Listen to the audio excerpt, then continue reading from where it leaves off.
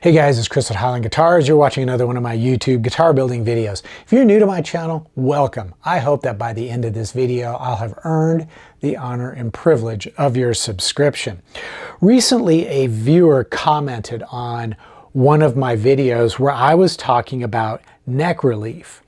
And in his comment, he mentioned a situation which I had never experienced before, and I thought it was really interesting. So I wanted to make a video and share it with you because I think you'll find it interesting as well. However, before I read off that comment to you, I think I should take a few minutes to explain what neck relief is for those of you who are watching who may have never heard of this before.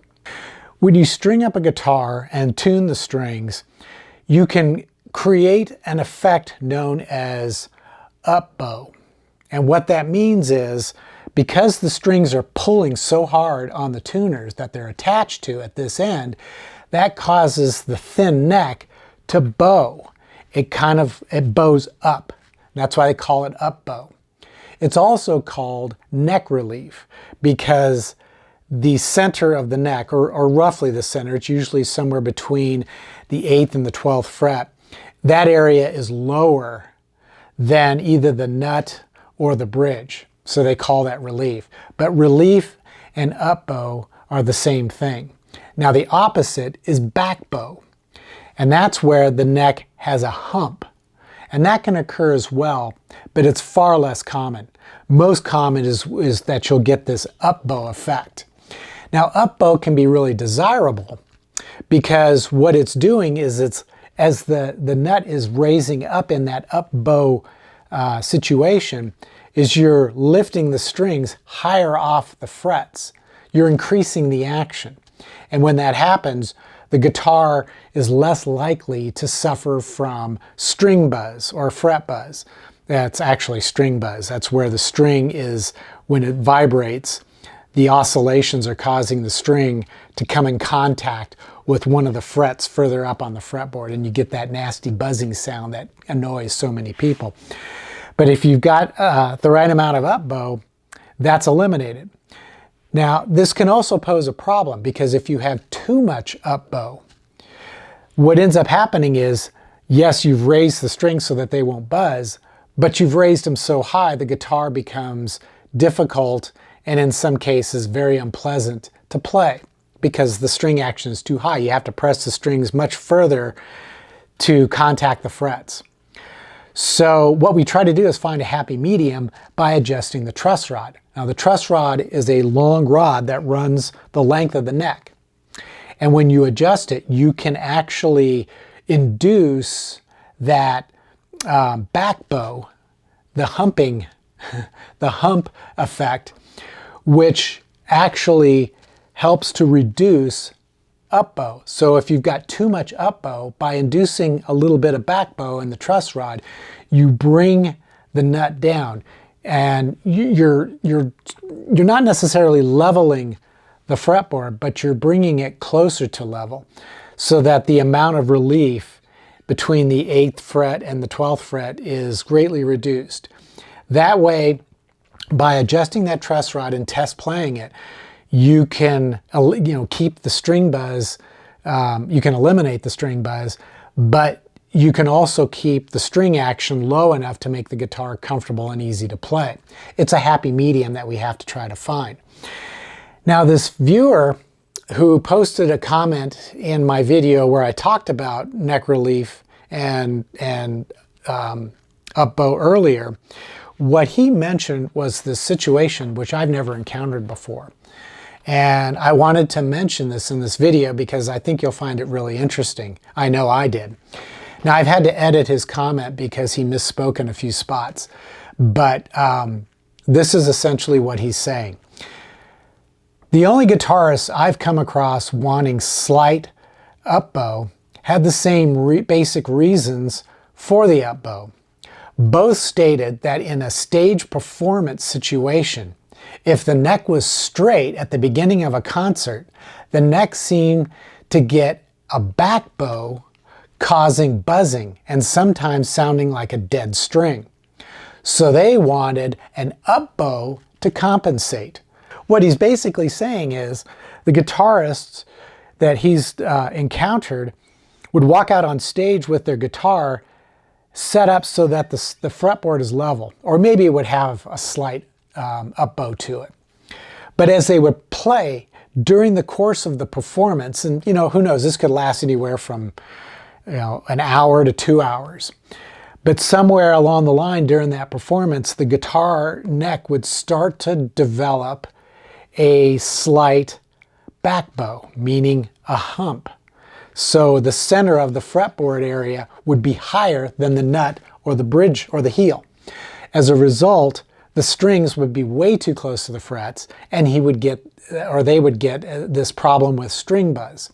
So to compensate, what he was being asked to do was induce a little bit more up bow so that when the guitarist was performing and it started to change the straightness of the neck, instead of going into a back bow, it would actually straighten out the neck.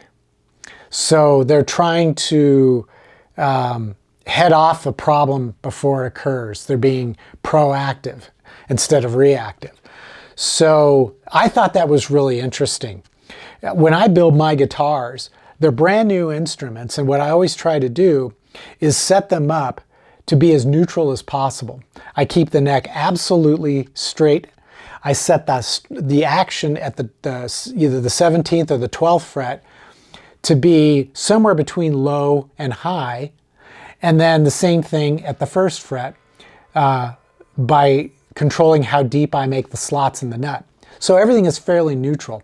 That way, when I sell the guitar to somebody, they can make whatever adjustments they need to get the action where they want it, the relief where they want it, and the action at the 1st fret where they want it to be.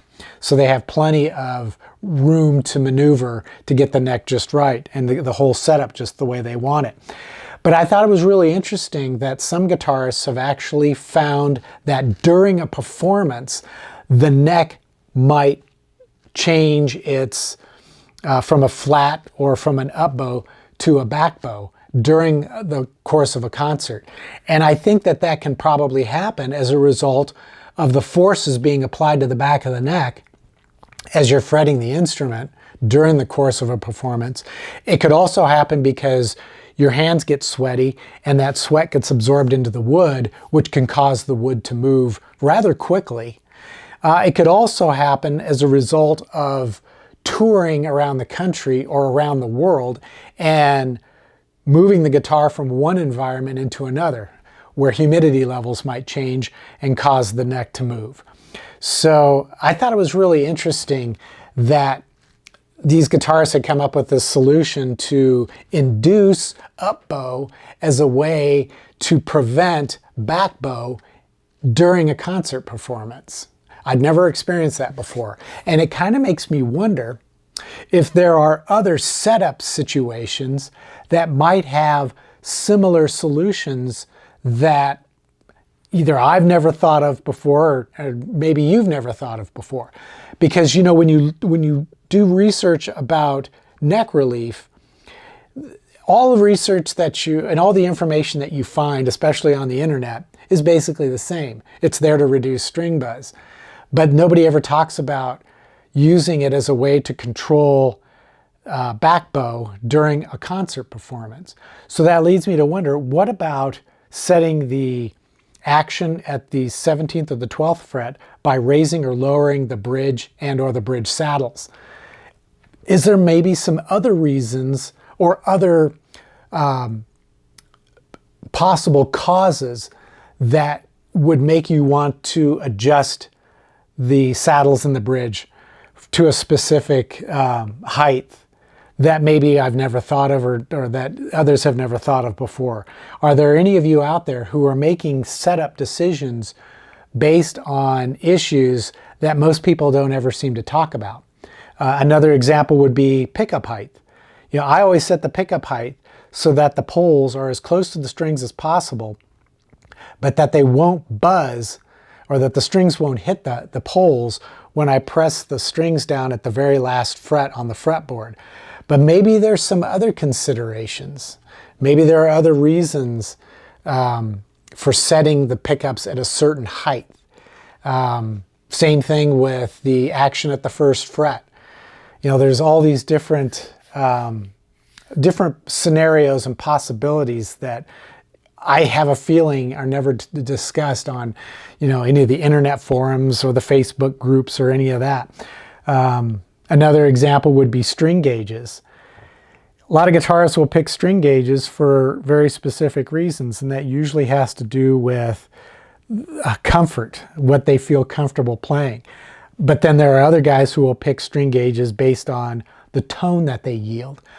Are there any other reasons that you can think of that would that a guitarist might consider when selecting string gauges? And really, it goes to any aspect of building the guitar and setting it up. You know, we have our set reasons for doing things a certain specific way, which is almost an industry standard to everybody. But there may be situations, unusual situations, that you guys as luthiers may have encountered over the years while working on other people's guitars. If so, post them down in the comments section below. I think it would be really interesting for us to kind of share some of these ideas. And if there are some really creative concepts that people post, I will definitely make a video discussing that so that we can learn more about different situations that luthiers encounter when setting up guitars for themselves and for other people. At any rate, I hope you found this video to be interesting and possibly informative, and at the very least thought-provoking. If so, please give it a thumbs up. That always helps my channel. And at the same time, if you want to do more to support the channel, you can visit my eGuitar Plans website or my Highline Guitars merch store. There's links in the description for both of those sites down below. And you can purchase plans for building guitars as well as the tools that we use to build guitars, and some cool t-shirts and a coffee mug and that sort of thing. But just know that whatever you purchase is going to help support this channel so I can keep making these videos and hopefully helping all of us to learn more about the incredible art of building electric guitars. And if you want to keep it simple, you can just click the thanks button and leave a tip that you think is fair. And if you've got a question that you really want answered, you can leave a tip and include a question with it, and I will absolutely answer it for you. So until the next episode, as always, take care, stay safe, and I hope you'll be back for more guitar building videos.